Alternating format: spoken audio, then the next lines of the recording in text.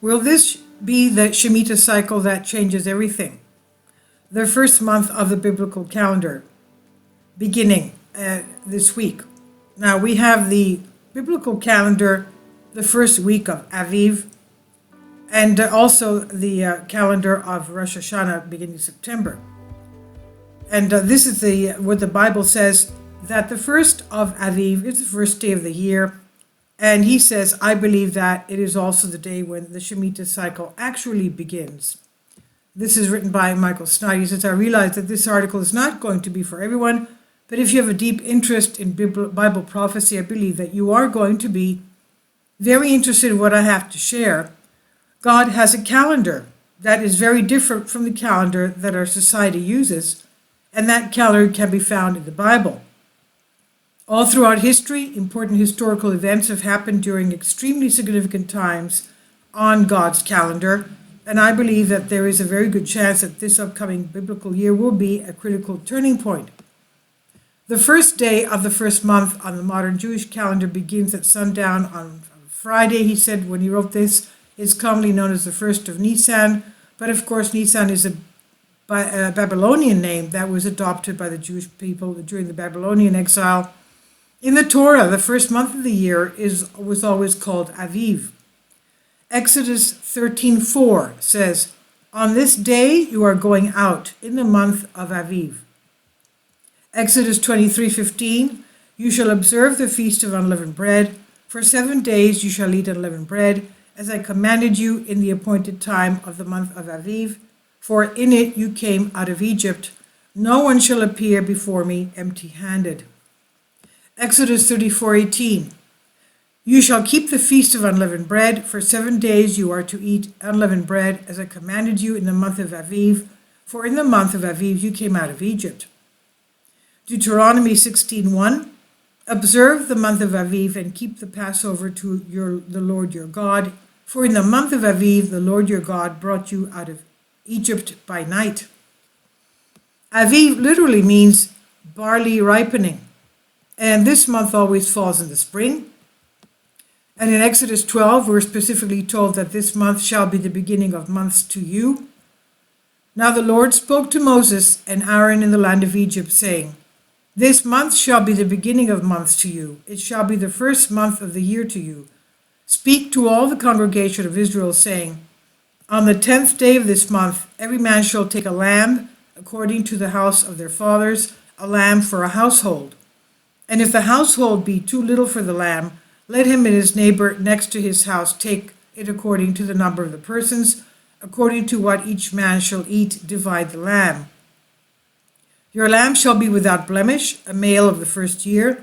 You shall take it out from the sheep or from the goats. You shall keep it up until the 14th day of the same month.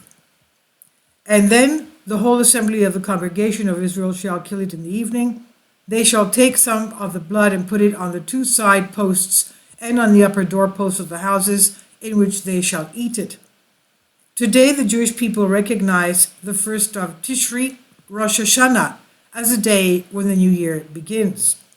Needless to say, it was not always this way. The Babylonian exile was a very painful time for the Jewish people, and many of their practices dramatically changed during this time. The following comes from an Israeli news source. We don't know what the religious life of the Jews was like during the Babylonian exile, but we do know that by the time the Jews returned to Israel and at the beginning of the Second Temple period, 516 BC, Jewish religious practices have profoundly changed compared with the pre-exile era. For one, the names of the months that we use to this very day are the Babylonian names. Tishri, for example, is a Babylonian month whose name derives from the Akkadian word Tishritu, meaning the beginning. And that same Israeli news source explains that the first of Tishri was one of the times when the Babylonians celebrated New Year's Day. In addition, the Babylonians took their New Year's Day celebrations very seriously. They called the holiday Akitu, from the Sumerian word for barley, and Resh Satim, the Akkadian equivalent of the Hebrew Rosh Hashanah. This was celebrated twice a year at the beginning of Tishri and the beginning of Nisan and lasted for 12 days. Of course, the first day of the seventh month does have significance in the Bible too.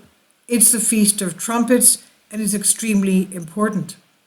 But it's not the beginning of the year.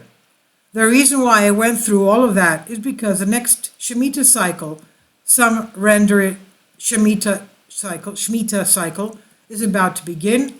In modern times, most rabbis teach that the Shemitah cycle begins on Rosh Hashanah, which is basically in 4 days, and most Christians that teach on these things just go along with the rabbis. If you are not familiar with the concept of the Shemitah cycle, here is some background information from Wikipedia. The Sabbath year, Shemitah, Hebrew, literally release, also called the sabbatical year or Shavit, literally meaning seventh, or Sabbath of the Lord of the land, Sabbath of the land, is the seventh year of the seventh year agricultural cycle mandated by the Torah in the land of Israel and is observed in Judaism. During Shemitah, the land is left to lie fallow, and all agricultural activity, including plowing, planting, pruning, and harvesting, is forbidden by halakha, Jewish law. Other cultivation techniques such as watering, fertilizing, weeding, spraying, trimming, and mowing may be performed as a preventive measure only, not to improve the growth of trees or other plants. Additionally, any fruits or herbs which grow of their own accord and where no watch is kept over them are deemed hefker, ownerless, and may be picked by anyone. A variety of laws also applies to the sale, consumption, and disposal of Shemitah produce. All debts, except those of foreigners, were to be remitted.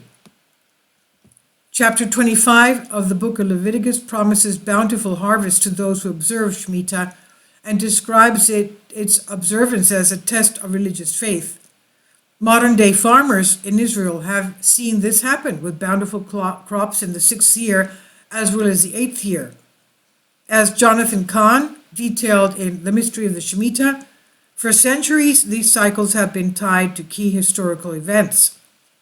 Most Jewish sources believe that the current Shemitah cycle ends in 2022, and 2022 has definitely been quite a year so far, but I should note that there is not universal agreement on the correct timing of the Shemitah cycles.